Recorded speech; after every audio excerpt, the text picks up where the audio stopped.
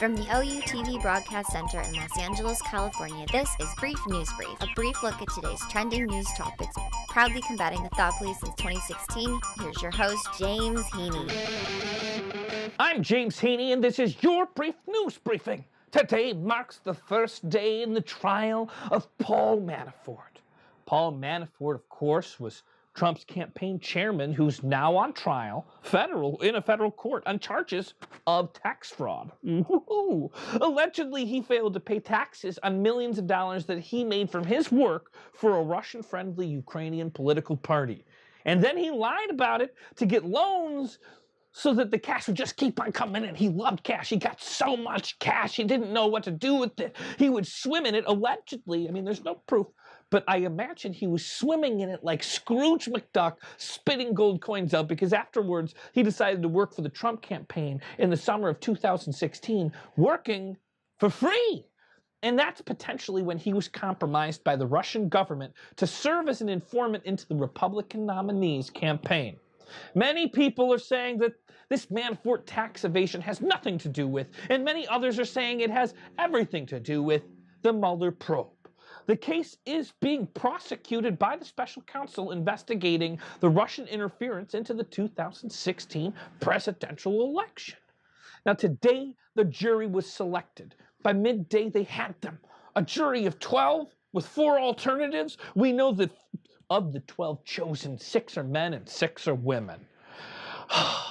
The trial's expected to last at least 3 weeks. Prosecutors listed more than 400 exhibits and said that they might call on nearly 3 dozen witnesses. I did the math. That number's around 36. They even called the first witness today. Who was the witness? Well, it was Ted Devine. You might not have heard of him, but he was the architect of the Bernie Sanders presidential campaign. Now, Devine also worked closely with Paul Manafort as a political consultant in the Ukraine. He's likely to lay out exactly what Manafort was doing during his years in the Ukraine. Now, many details are expected to be dropped continually as the trial moves along, but it's official. The trial is underway against the former campaign chief for the president. His name is Paul Manafort. What are we going to find out next? Today, Facebook says that it shut down a sophisticated disinformation operation on its platform that engaged in divisive messaging ahead of the U.S. midterm elections. They called it an escalation of what top executives are referring to as an arms race to manipulate the public using Facebook as a tool. Facebook said that it discovered 32 false pages and profiles that operated from March 2017 all the way through this May, which lured 290,000 unsuspecting idiots that believe everything is real on the internet. They tricked them with ads and events and regular posts on topics such as race and mindfulness and feminism. This was to stir opposition to President Trump.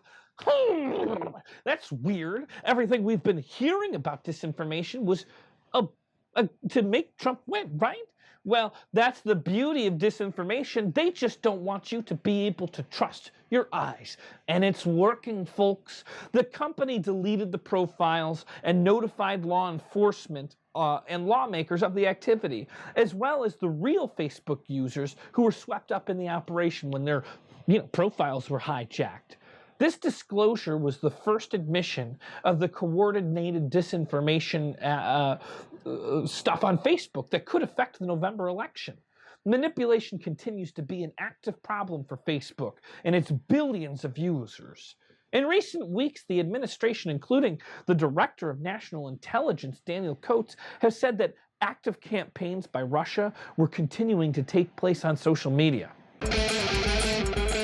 Have you ever come home from a long day of work and wanted to just kick your shoes off and you were exhausted, too tired to go back out and purchase a gun? So you just wish you could print one at home? I get it. I know the feeling. Well, don't you worry. You might just get your chance after all. President Trump said he's looking into his administration's decision last month to allow the posting of instructions for making the untraceable plastic firearms available online. This prompted U.S. state officials, Democratic lawmakers, and gun control groups to wage a frantic legal fight today to block the online distribution of blueprints for 3D printed ghost guns. This is all happening just hours before the August 1st deadline when the guns rights activist Mr. Wilson said that he is going to upload many schematics, including the instructions for making an AR-15 style rifle, up on his website at midnight tonight. This alarmed public officials and accelerated their efforts to get courts to prevent Mr. Wilson from moving forward with his plans. Because once that information is out, you can't take it back. It's, in all honesty, if Mr. Wilson has this information, my guess is the information would be made available on the dark web from hackers. But please, let us not make it legal.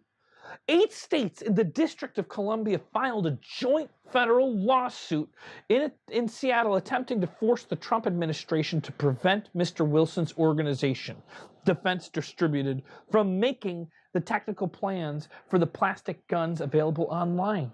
3D printed guns are functional weapons that are often unrecognizable by standard metal detectors because they're made out of materials other than metal. Often it's plastic, and it's untraceable because they don't have any serial numbers. President Trump has been a staunch supporter of guns rights and repeatedly said that he is the best friend of the NRA, which contributed about $30 million to his presidential campaign. So you gotta ask yourself, who's fighting for you? Government shutdown?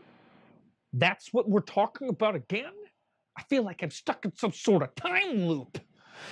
Today, President Trump revived his tired threat of a government shutdown over the issues of immigration and border security. No wall, no government.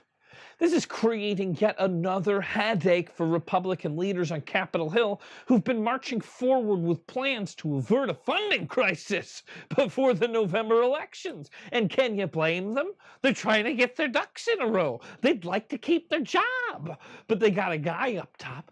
They got Trump tweeting out things like, "I don't care what the political ramifications are. Our immigration laws and border security have been a total, complete disaster for decades. And there is no way the Democrats will allow it to be fixed without a government shutdown." Senate Majority Leader Mitch McConnell, on the other hand, would like to cool everything off. He says he's confident that with some patience, Congress could avoid a shutdown. And the GOP lawmakers have tried to make the case that threatening a government shutdown, and this is crazy to hear them say, I wouldn't expect it. They're saying threatening a government shutdown isn't a helpful tactic. And that's a brave thing for them to say. Now, the House allocated about $5 billion for funding Trump's border wall and other related barriers along the southern border, an amount that the White House endorsed. They were okay with $5 billion. The Senate is notably lower. They've only allocated $1.6 billion to it. Those differing levels. Now, I'm not a psychic, but I'm a good predictor. I think that's probably going to provoke a standoff later this year. Or there's never going to be a wall. The Great Wall of Trump. Will it ever come to be? Stay informed, America.